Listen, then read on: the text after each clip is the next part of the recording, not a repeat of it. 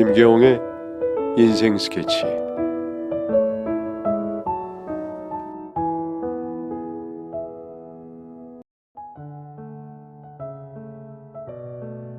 그렇게 노력한 끝에 1년 만에 아내는 임신에 성공을 했습니다. 저는 마치 이 세상 전부를 얻은 것만큼 행복했습니다. 두 줄이 나온 임신 테스터기를 들고 있는 아내의 두 손을 꼭 잡고 눈물까지 흘렸습니다. 그동안의 힘든 시간들이 떠올랐는지 아내는 희비가 엇갈리는 듯한 표정을 짓고 있었죠. 그날 이후 저는 아내가 먹고 싶다는 건 무엇이든 매일 사다 주었고 그냥 편히 쉬라고 하고 제가 집안일도 다 했습니다. 정말 어렵게 얻은 아이가 혹시라도 잘못될까봐 걱정이 되었거든요. 그리고 아내의 출산일이 되었고 아내는 무사히 건강한 아들을 낳았습니다. 저희 부부 못지않게 아이를 기다리셨던 집안 어른들은 저보다도 더 기뻐하셨고 아이를 예뻐하셨습니다. 그리고 저희 부모님은 이름이 중요하다면서 유명한 철학관에서 비싼 돈을 주고 아이 이름을 서준이라고 지어오시기까지 했죠. 집안에 아이가 생기자 모든 것이 정상으로 돌아온 듯 했습니다. 퇴근 후에 집에 오면 아내와 아이가 있었고 아이의 웃는 얼굴을 자고 있는 모습을 바라보는 것만으로도 하루의 피로가 싹 사라지는 듯 했습니다. 아내는 출산 한 달 뒤부터 돌봄 아주머니를 고용하고는 다시 몸을 만들기 위해 센터로 나갔습니다. 시험관 시도와 임산 출산을 통해서 망가지고 불안한 몸 상태를 보는 걸 누구보다 힘들어했었죠. 아내는 필사적으로 몸매 관리를 해서 한 달 만에 출산 전의 몸 상태로 돌아갈 수 있었습니다. 그런데 아이가 점점 커갈수록 왠지 아이를 보면은 뭔가 이상하더군요. 10개월이 된 서준이는 저의 어릴 적 모습 하나도 닮지 않았고 심지어 엄마와도 닮지 않아 보였습니다. 저의 어릴 적 모습을 기억하는 부모님도 아이가 누굴 닮은 거냐고 물으실 정도였죠. 혹시 아내가 크면서 얼굴이 많이 변했나 싶어서 처가댁에 가서 아내의 어릴 적 사진들을 다 뒤져보았지만 어렸을 때의 모습도 하나도 닮지 않았습니다. 뭔가 잘못되었다는 것을 직감적으로 느끼게 되었고 저는 아내를 살짝 떠보았죠. 애가 크면서 엄마 아빠 얼굴이 보이기 시작한다는데 서준이는 우리 둘을 하나도 안 닮은 것 같아. 당신이 보기에도 그렇지 않아? 응? 무슨 말이야. 당신이랑 똑 닮았는데 봐봐, 입꼬리랑 콧망울 당신이랑 닮았잖아. 내가 보기엔 전혀 안 닮았어. 오죽했으면 어머니가 어디서 시도독해 온 거 아니냐고 하겠어. 무슨 말이 그래. 애가 듣잖아. 자기 자식 앞에서 그게 할 소리야? 그런데 갑자기 아내는 언성을 높이면서 저한테 화를 냈어요.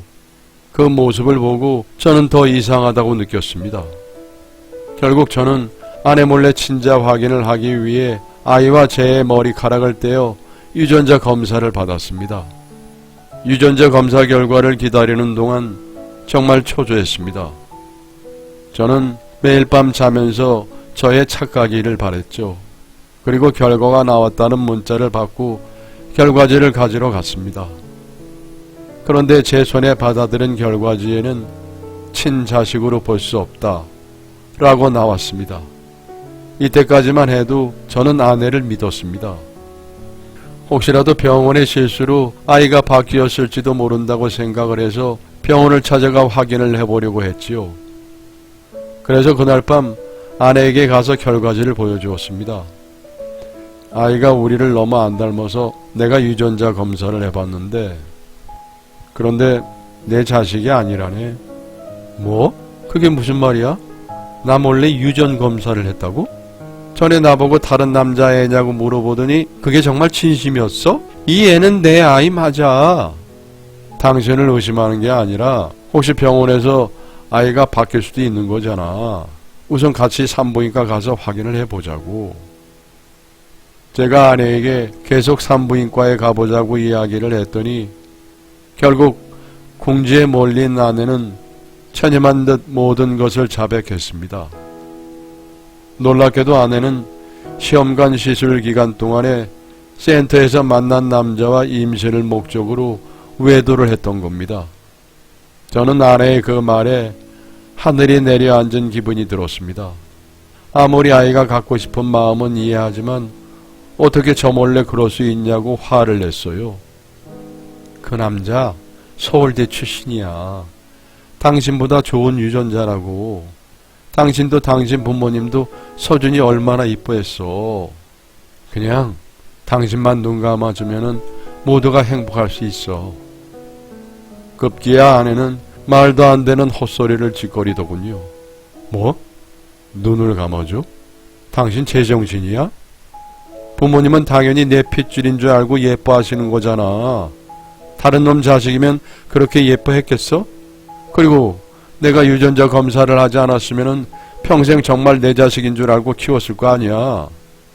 저는 아내의 어이없는 태도에 화가 나서 결혼 이후 처음으로 아내에게 큰 소리를 쳤어요. 제가 화를 내는 모습을 처음 본 아내는 처음엔 살짝 놀라는가 싶더니 이내 태도를 180도 바꿨습니다. 내가 그 남자를 사랑해서 외도를 한 게 아니야. 사랑하는 건 당신인데 당신이 아이를 가질 수 없으니까 내가 얼마나 완벽한 가정을 만들고 싶었는지 자기도 알잖아. 난 정말 아이를 가지려고 관계를 한 것뿐이라고. 예전처럼 화내고 소리치는 걸로 이 상황을 넘어갈 수 없다고 판단해서인지 불쌍한 척을 하면서 저한테 용서를 구했습니다. 정말 당장의 이혼 서류를 들이밀고 싶었습니다. 하지만 그 순간에도 자신이 한 행동이 뭔가 잘못되어 있는지 모르는 아내를 보자 이렇게 둘이 백날 이야기해도 아내는 알아듣지 못할 거라는 생각을 했습니다.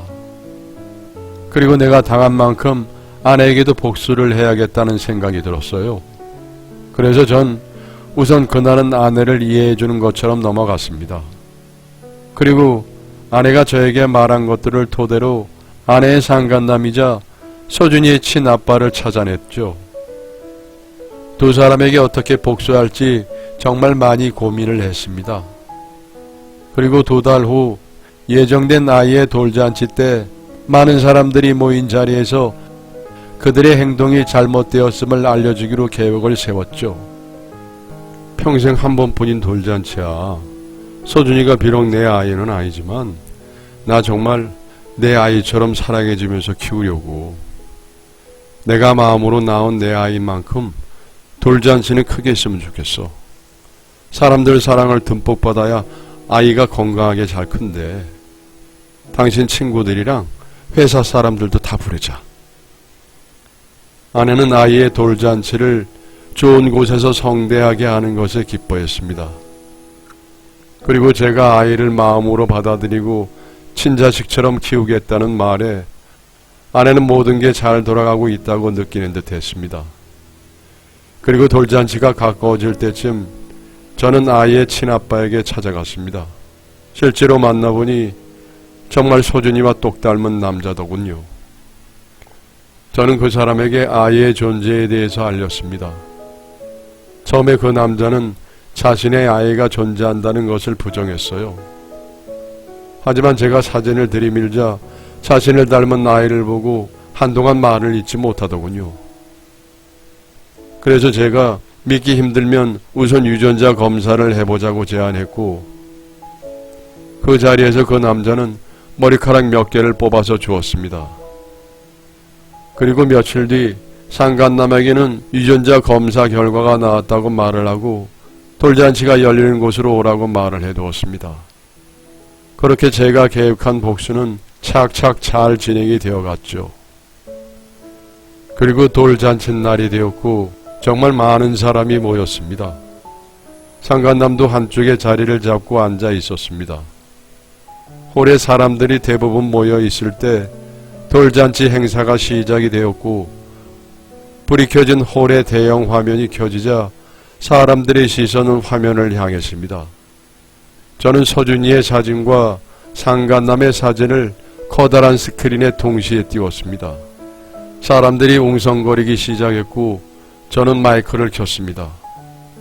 제 아이인데 저는 하나도 안 닮고 이본이랑 참 많이 닮았죠. 왜 그런 줄 아세요?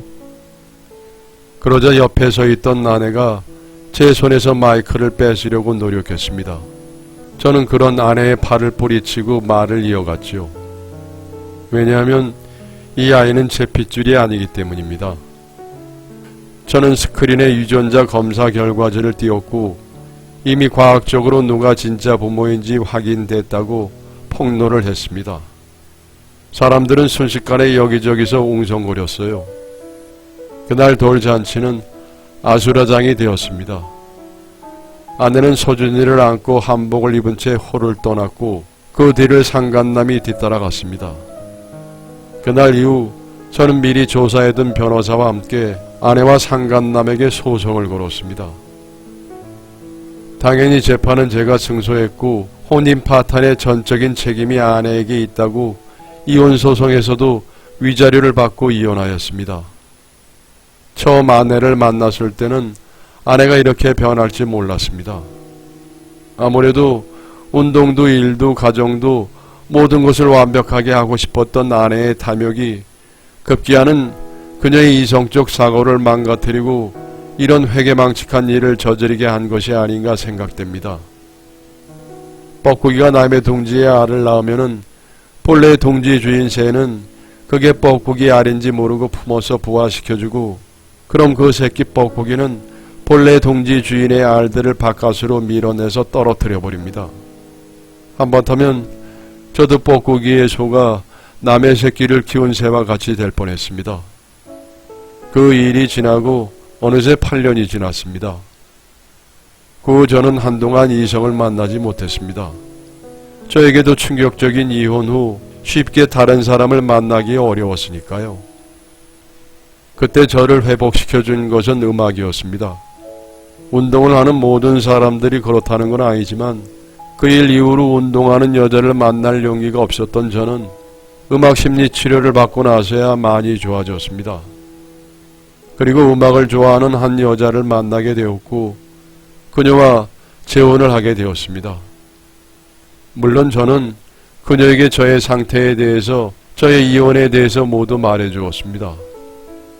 그녀는 저의 모든 것을 이해해 주었고 감싸 안아 주었습니다. 그리고 지금의 아내와 열심히 노력한 끝에 저는 진짜 아빠가 되었습니다. 제 이야기는 여기까지입니다. 지금까지 제 이야기를 들어주셔서 감사합니다. 여러분의 사연을 기다리고 있습니다. 내용은 제한이 없고요. 구독과 좋아요는 저에게 큰 힘이 됩니다.